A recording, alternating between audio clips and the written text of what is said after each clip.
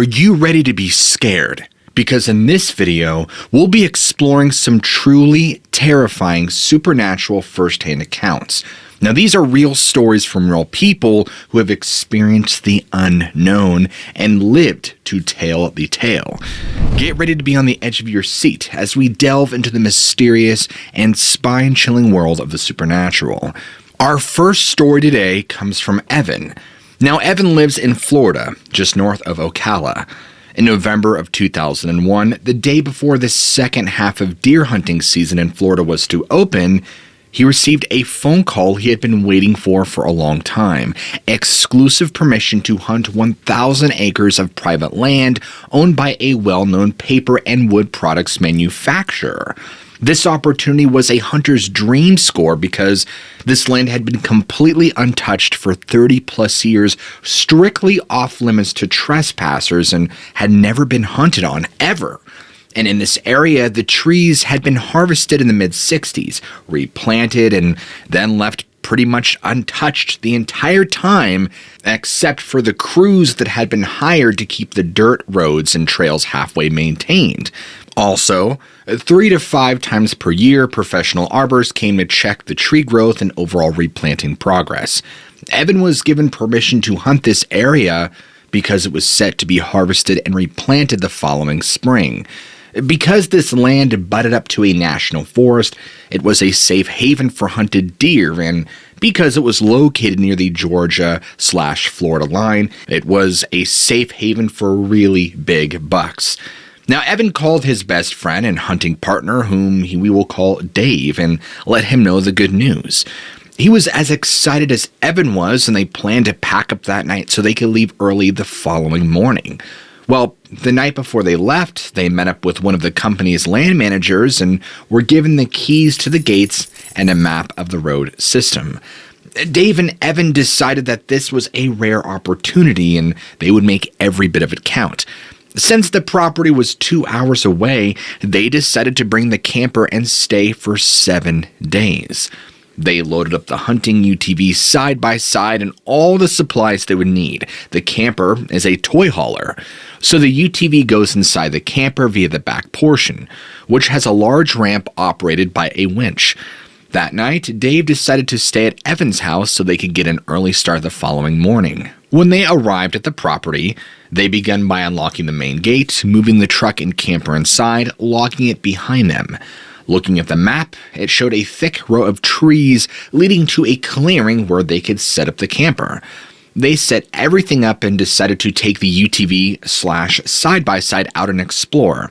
Now, there was a road set up to go completely around the property perimeter, and then 4 roads equally spaced connecting to each side of the loop.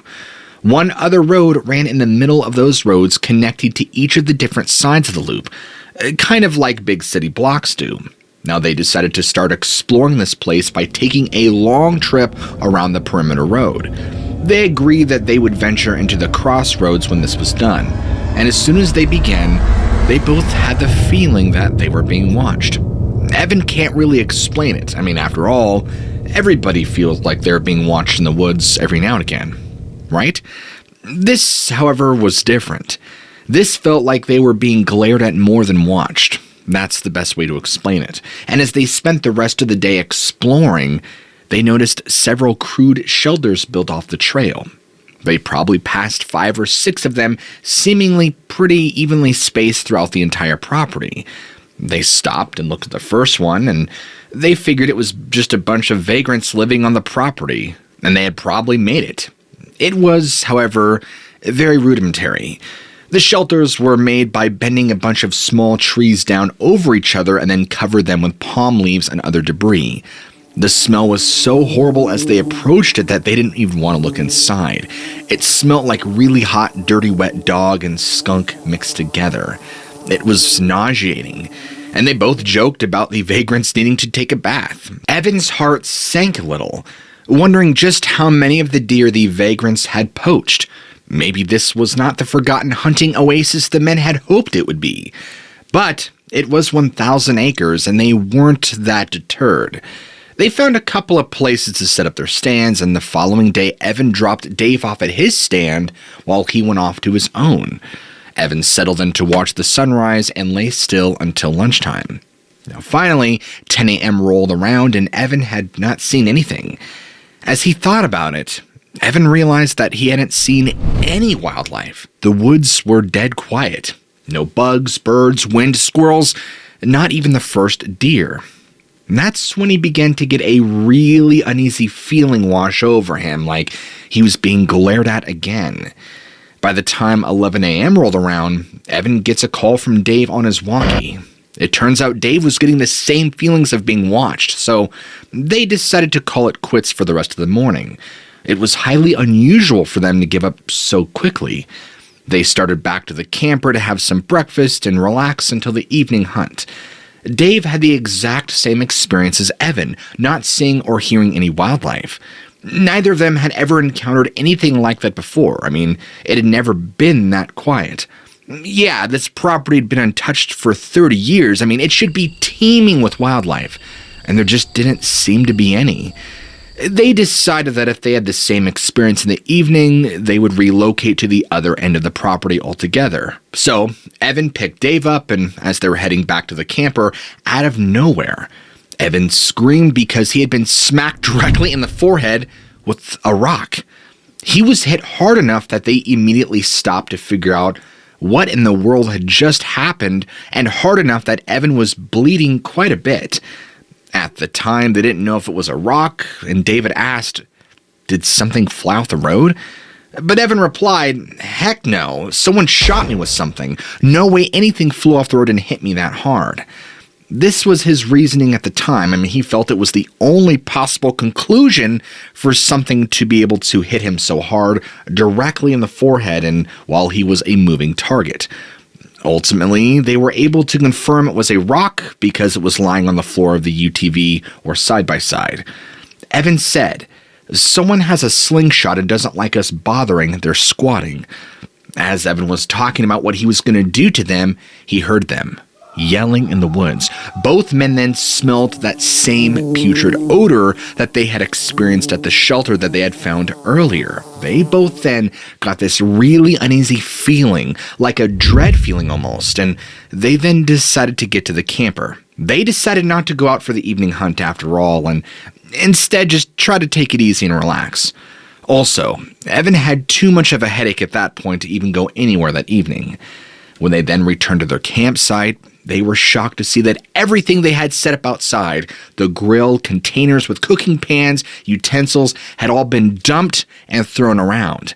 It wasn't only dumped, but a lot of the pans were now dented. The grill was demolished, and they had no food remaining outside.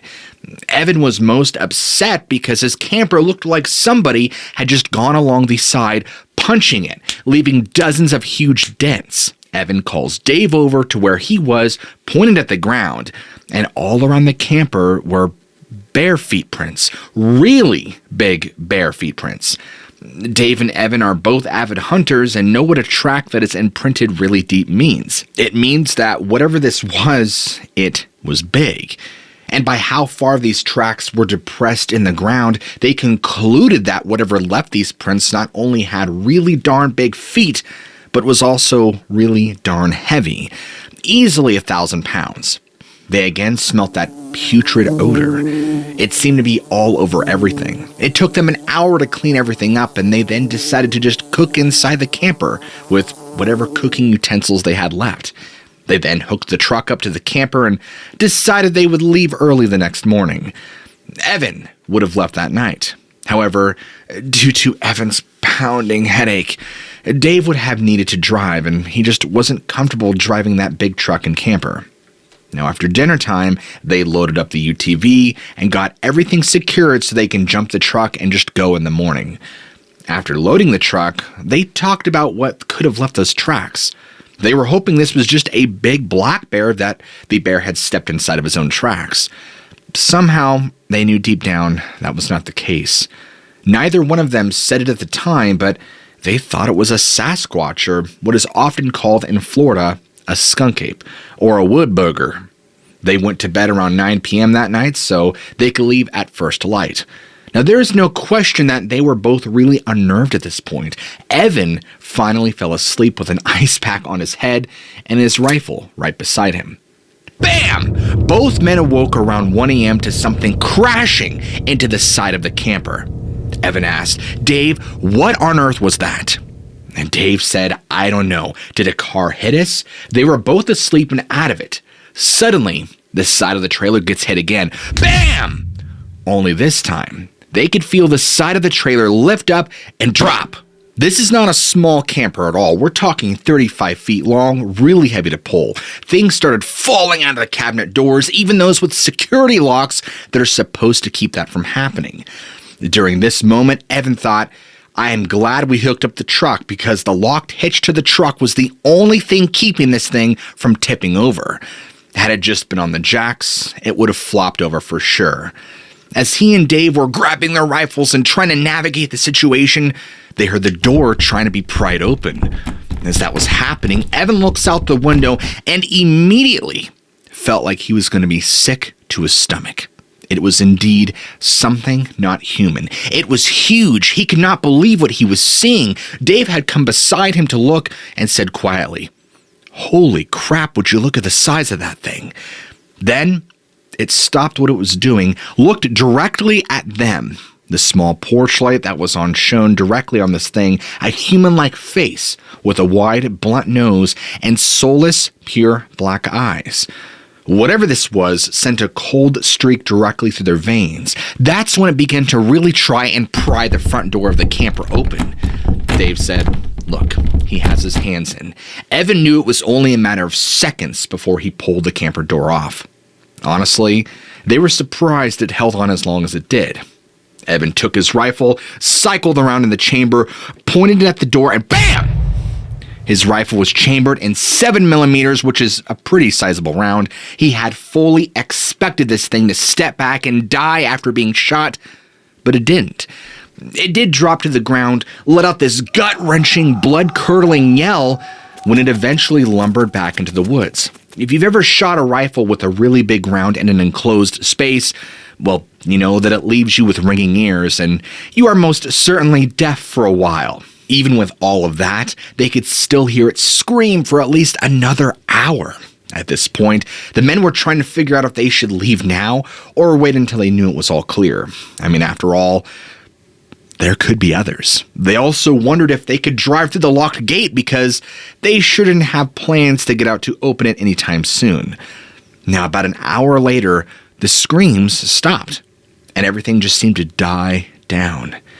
Now, just to be safe, they decided to wait until daylight. They both sat along the wall that had no windows. And finally, about 3 a.m. comes. They were startled again to hear what sounded like a herd of buffalo running around the camper. They peeked out the window and were horrified to see 3 or 4 of these things just running around the camper, punching it. And they did this for over an hour, and Evan can confidently say that if they were doing this as a tactic to scare whatever is inside just to run out, it nearly worked. Suddenly, they were horrified to hear the back gate of the camper starting to open, the gate they would load the UTV in and out from. Again, they saw this large hand trying to pry it open. Evan did the same thing as before, chambered another round and fired through the door. Now, he doesn't think that this shot hit as square as the other one, but it stopped him and really pissed him off. They continued to run around and punch the camper until daylight. After the sun rose, they couldn't see anything, but they were both too scared to go outside. Now, finally, at about noon, they decided to look around. They didn't see anything, so they just ran for the truck, jumped in, fired it up, and got to the gate. As they approached, Dave got out, quickly threw the gate open, and they took off as fast as they could and did not stop until they were a good hour away from that place. Evan hasn't been hunting since, and neither has Dave. Both men doubt they ever will. They decided not to tell anyone about this at the time. Cell phones weren't really a thing, not with cameras anyway, and they had absolutely no proof it all happened. After all, Evan had just graduated from the police academy and didn't want to be known as the weird Bigfoot guy. Now, we move on to Devin. Devin's encounter happened back in Denmark back in '94. At the time, she was 4 years of age. While she doesn't remember too much of it herself, her parents and grandparents remember what happened very vividly and have shared the details with her often. On this particular day, Devon's grandparents were visiting. Devon and her parents lived in the rural countryside, and her parents wanted to take the opportunity to show her grandparents around. Even though there are not that many interesting places to go, they decided to show them an old cathedral. Now, this cathedral was in a larger town, not too far from where they had lived.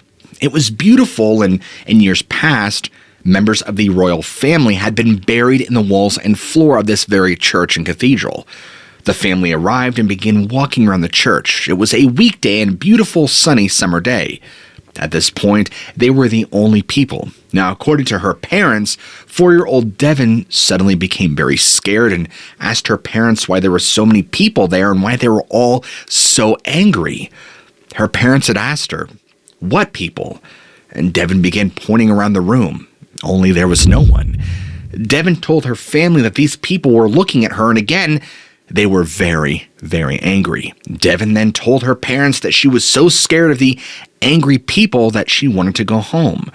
They tried to make sense of it and even jokingly asked among themselves if Devon was perhaps seeing spirits. However, Devon was so freaked out that everybody decided to leave. They find a nice restaurant to eat lunch at, and Devon calms down again as soon as they leave, again becoming a happy child. However, the more her family thinks about what happened, they can't shake the eerie feeling of what happened, and they do believe that she saw ghosts that day. Because Devon doesn't remember this incident herself, she can't really say. I mean, is it possible that she saw something that day? Were there ghosts in the church? Or was it just a child's imagination gone wild? Her family, however, does strongly believe that she saw something. At least, they can't think of any other sensible explanation, as it was the only time she had acted that way or said anything like that as a child. Devon thinks the story is most interesting because she didn't say, "Mom, there's a ghost." Instead, she believes that she was seeing people, only no one else could see them. Now, let's move on to talk about a set of encounters experienced by Kyle. Over the years, Kyle has worked as a hiking guide in New York and various other states. He is also a certified climbing instructor and had been on trips to many caves, including Ape Caves and Mammoth Caves. Now, in '94, he was leading a group of hikers on a 5-day trek along the backcountry in Yellowstone near Gardner. On the last day of the hike, they experienced what seemed like small rocks being pelted from somewhere within the campsite and bouncing off of their tents. Now, none of these rocks were large enough to cause damage, nor did they have enough force to cause injury. One of the not-so-smart members of the group thought it would be a good idea to throw a rock back. That misguided act resulted in a barrage of larger rocks and logs being tossed. The group then built up a massive fire, huddling around it. They heard grunting from at least 3 directions. At this point, they had taken the tents, packed everything, ready to make a quick and fast departure. They never saw anything, but it took all the skills Kyle had to keep a few group members from breaking into a run into the dark. Kyle was the lead for the group, and the only weapon he had per park policy was a .22 rifle. A park guide was also with them. He had a 9mm and a .306 rifle. The guide had been in the area checking on reports of a rogue bear reported to have damaged a camper and possibly ransacked a camp area about 10 miles away. He was as confused and afraid as the rest of them about what was happening. At dawn, they all went to a ranger station to get some rest and file a report. A senior ranger told them it was all the work of a bear, though he admitted that bears do not throw rocks. An alternative explanation was that it was people pranking them as a joke. A pretty dangerous joke, as the rifles were in clear sight. Regardless, they were more or less told to believe that these stories or possibly face arrest for trumped-up claims of not having the proper permission to have been hiking in that area. So they left it alone, left the park, and went their own ways. The ranger who had met up with them called Kyle later on and told him that he had not gone back with another ranger and checked the area. Now, the logs were there, and there were limbs torn from the trees from at least 6.5 to 8 feet high. The spot they'd had their fire had been torn up to the point that it looked like a herd of bison had trampled it over and over. No official report was ever filed. And strangely, there was no howls, no horrible smell, no weird eye shine, no footprints, etc., which Kyle admits makes this an odd encounter. After all of this, Kyle was talking with some of his hiking buddies when he learned of something else very odd. They began to talk about an event they had alongside the Appalachian Trail in the mid-90s. There were 6 of them, and they had divided into 2 teams of 3 each. They had decided to have a race along the part of the trail. The goal was to complete a section in less than 2 weeks. At the time, it was mid-August and pretty hot, even in the mountainous area. 3 days in, they had caught up with another group. Mindy, one of their group members, had slipped on some rocks and sprained her ankle. Nothing major, but they did admit that their chances of winning the race was simply over. Now, Mindy was upset over her mistake, but no one blamed her. Also, they still had 3 days to make it to an area where they would be able to get a car so they could return home. They took Mindy's gear into their packs for the rest of the day and made a makeshift splint for her ankle and a crutch to help her. They could have called for ranger assistance, but Mindy was stubborn. Also, her husband was an ER doctor and said they were okay so long as she went easy and followed the doctor's orders. They were now on the second night, and they had reached a cabin on the trail for hikers to use. Now, they met a couple there. This couple was very glad to see them. They had been there for 3 days waiting for more people to arrive. This couple was young, and it was their first time on the trail as long as this. Now, in hindsight, this is where Evan and his crew walked into the other couple's tale. You see, the couple begins to tell the story that the first day they were there, they had opted for a tent by the fire pit because the inside of the cabin was sweltering. They claimed that while they were in their tent, someone had started hitting their tent and throwing rocks and sticks at them. Now, terrified, they waited until activity died down and then ran for the cabin and barred the door. They gathered their gear the next day, moved it all into the cabin, and that's when they decided against moving on alone. They said that second night there was constant knocking on the walls and grunting. They never saw what or who, which scared both of them even more. And initially, Kyle's group thought it was either an animal like a black bear or maybe even an unstable person living in the wooded area. Upon hearing this, they all agreed that sleeping inside, despite the sweltering heat, was safer. They also all agreed to head out at first light as fast as they could. Kyle's group also heard rustling, knocking, and scratching at the walls that night. On that occasion, one of the guys had a 9mm but was hesitant to try to use it, even to scare off whatever it was.